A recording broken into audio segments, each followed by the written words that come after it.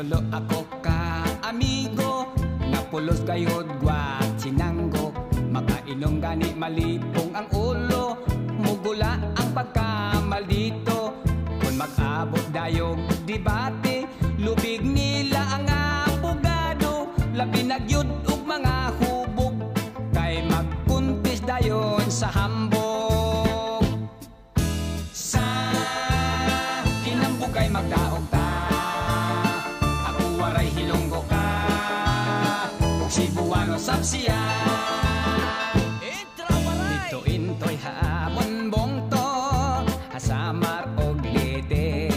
Ako kadla ang pinakariko, nga pensyonado kanyo.